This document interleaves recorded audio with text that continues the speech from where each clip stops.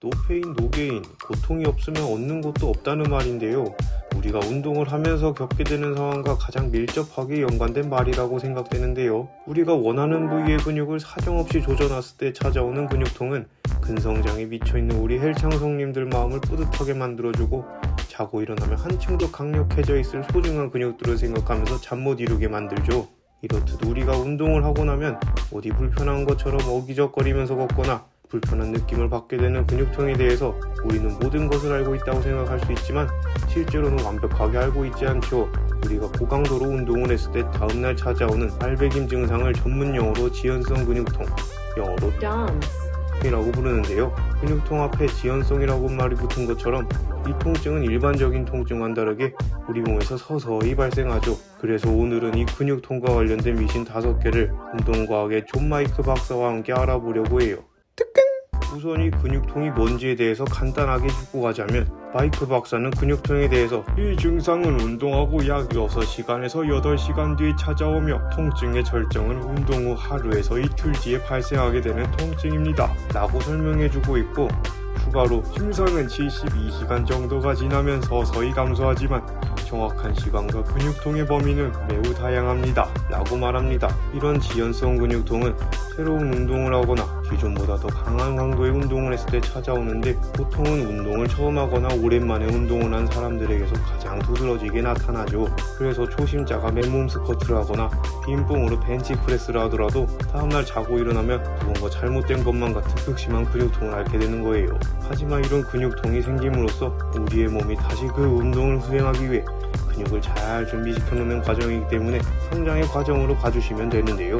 그래서 운동을 계속 진행하다 보면 더 이상 아프지 않게 되는 구간이 찾아오죠. 마이크의 말에 따르면 근육을 사용하는 모든 동작이 근육통을 유발할 수 있지만 그 중에서도 특히 근육을 늘리는 동작이 근육통을 더 발생시킬 수 있다고 하는데요. 우리가 종이를 뭉치는 것보다 당겼을 때 더 잘 찢어지는 것과 비슷하다고 생각하면 돼요. 대표적으로 벤치프레스를 할 때 발을 내리는 동작이나 스쿼트에서 앉은 동작이 있죠. 그리고 웨이트 트레이닝을 할 때 무게를 버티는 네거티브 동작에 집중하시면 근육에 많은 손상을 줄 수 있다는 말이에요. 또한 지연성 근육통이 단순히 통증만 주는 것을 넘어서 다른 증상도 유발할 수 있다고 하는데요. 미국 스포츠의학회에 따르면 운동 가동 범위의 감소 및 관절의 경직, 붓기, 근력 감소도 함께 발생할 수 있다고 해요. 이제 근육통에 대해서 어느 정도 알았으니 본격적으로 근육통과 관련된 미신을 알아볼까요? 미신 첫 번째, 근육통이 없으면 운동을 안 한 거다.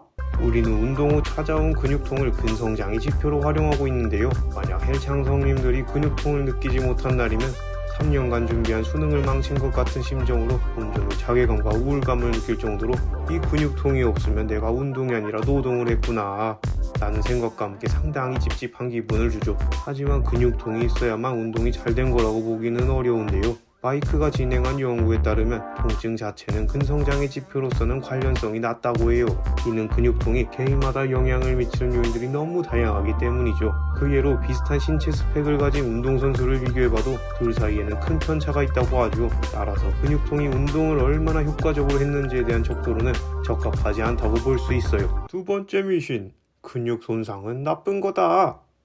지연성 근육통은 근육을 이루고 있는 근섬유의 손상으로 인해 발생하는 것으로 알려졌지만 근육 손상이 결정적인 척도라고 볼 수는 없어요. 근육이 손상되고 스스로 복구되면 이전보다 더 크고 강해진 근육으로 바뀌기 때문에 근육통이 발생하지 않게 되며 이때 어느 정도의 아픔은 따라오게 되죠. 그렇게 마이크는 근성장을 위해서는 근육의 손상이 조금은 필요하다고 말하죠. 세 번째 미신, 지연성 근육통은 젖산 축적으로 인해 발생한다.